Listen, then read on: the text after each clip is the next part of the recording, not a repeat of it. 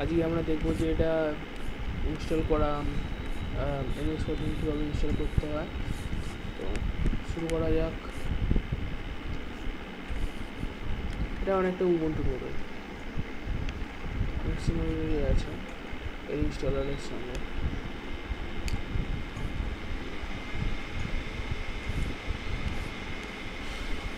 Terms of use পড়ে লাভ নেই, এটা তোমার হার্ড ড্রাইভ স্ক্রিনে দেখে নিতে হবে। পার্টিশন তুমি যদি পার্টিশন করতে চাও,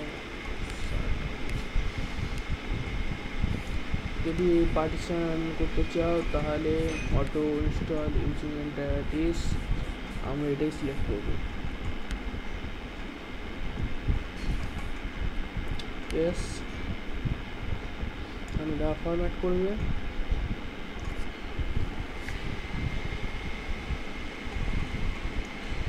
আগের ভিডিওটা এই দেখে থাকো তাহলে বুঝতে পারবে আমি এটা এই ভিডিওতে কেন করতে চাইছি। আমি চাই আমার বাংলায় বা আমার ভারতবর্ষের প্রতিটা গ্রামে কম্পিউটার ইউজ করবে মানুষ, এইভাবে দেশের উন্নতি সম্ভব। বাই দ্য ওয়ে, বৃষ্টি হচ্ছে অবশেষে, খুব আনন্দ লাগছে বৃষ্টি হওয়াতে। আশা করছি তোমাদের দিকেও বৃষ্টি হচ্ছে। যাই হোক, তোমাদের জন্য পজ করে দিচ্ছি। দেখতেই পাচ্ছ বন্ধুরা, এরা কত তাড়াতাড়ি ইনস্টল হচ্ছে, তাও ভার্চুয়াল বক্সে। তো বুঝতেই পারছি হার্ডওয়্যার স্পিড বাই তবে এদিকেও সত্যি এটাতে এটা এই সিজন অ্যাকচুয়াল XP হার্ডওয়্যারে বা লো পাওয়ার হার্ডওয়্যারে ইনস্টল করতে চাও তাহলে প্রথম চেষ্টা করো PAE বলে যে আইসোটা আছে সেটা। যদি সেটাতে না হয় তাহলে তোমাদের জন্য রেকমেন্ডেড নন PAE। কিন্তু তোমরা নন PAE আগে ট্রাই করতে পারো, কারণ নন PAE সাধারণত 2GB মধ্যে, মানে 2GB বেশি নয় এমন কম্পিউটারের জন্য, আর PAE হচ্ছে 2GB ওপরের মানে 8GB 16GB অর্ডিনারি কম্পিউটারের জন্য। সো নন PAE তাই নন PAE হিসেবে প্রথমে ডাউনলোড করো, ইনস্টল করো। আমার আশেপাশে কোনো এখন উইন্ডোজ মেশিন নেই, তো আমি দেখাতে পারবো না কীভাবে উইন্ডোজে বুটেবল পেন ড্রাইভ তৈরি করতে হয়, কিন্তু ইউটিউবে ভিডিও পেয়ে যাবে। সবথেকে ভালো হচ্ছে মেফিস ওয়েবসাইট। এদের মেফিস ওয়েবসাইটের ভিডিও ডকুমেন্টেশন বা এমনি ডকুমেন্টেশন অসাধারণ আর খুবই সহজ ইংলিশে লেখা। তো তোমরা ট্রাই করতে পারো, ফল পাবে, সিরিয়াসলি অসাধারণ ডকুমেন্টেশন। এদের ইউটিউব চ্যানেলটাও নিয়মিত আপডেটেড হয়, আমি নিচে লিঙ্ক দিয়ে দেবো, তোমরা চেক করে নিও। 95% হয়ে গেছে এর মধ্যে, অসাধারণ।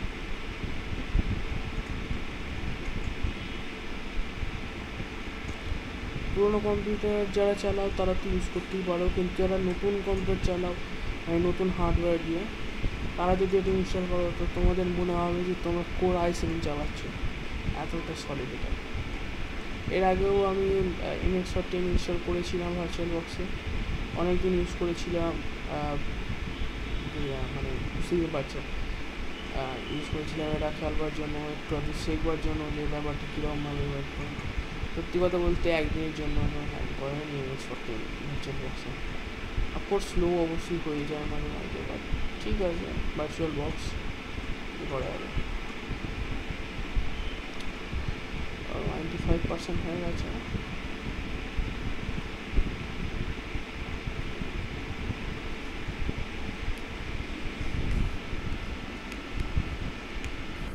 ওকে, আমরা এটা MBRই থাকতে দেবো।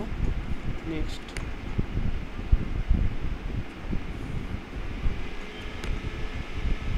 প্রেস করো।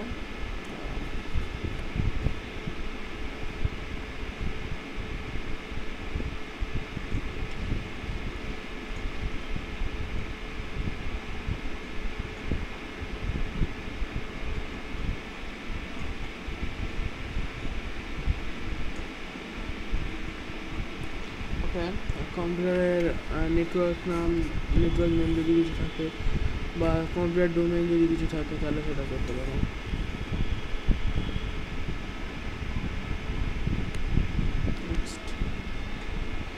কিবোর্ড, আমার কিবোর্ড ঠিক আছে। System clock, local time zone,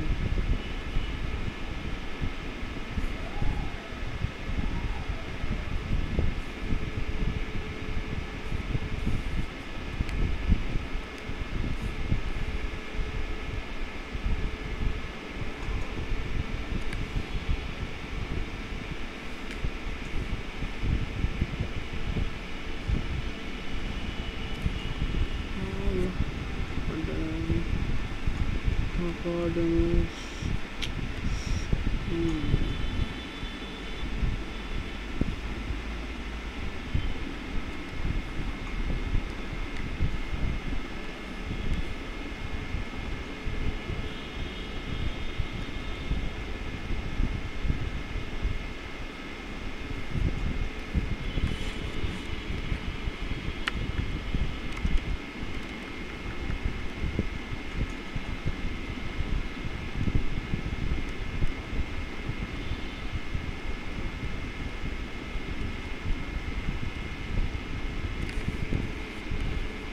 Kolkata choose করো।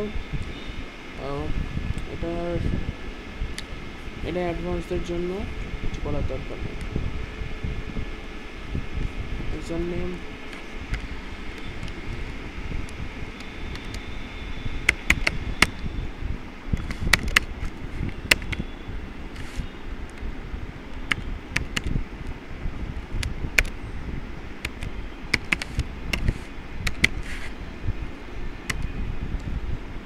ডিফল্ট ইউজার পাসওয়ার্ড আর রুট পাসওয়ার্ড সবসময় আলাদা দেওয়ার চেষ্টা করবে। ডিফল্ট ইউজার পাসওয়ার্ড,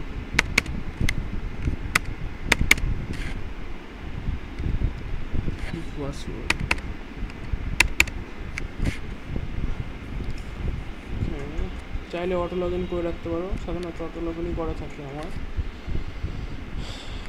ডিসিশন,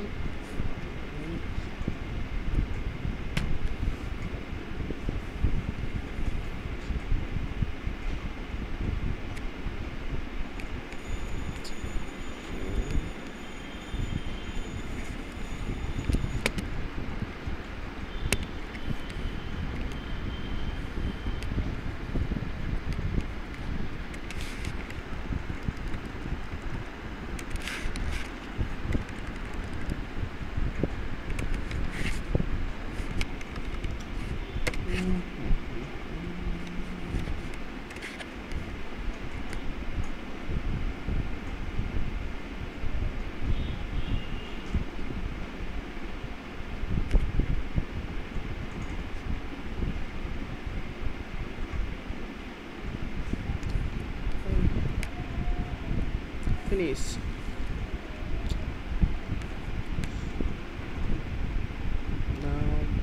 এটা রিবুটেড হবে and then তুমি তোমার সিস্টেম করতে পারো।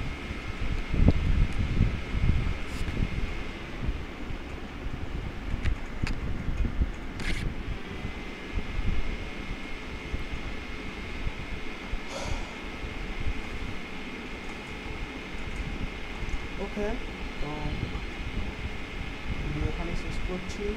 দেখা হবে পরের ভিডিওতে, যেখানে আমি তোমাদের রিভিউ দেবো MS-14-এর। Goodbye, like, comment, subscribe.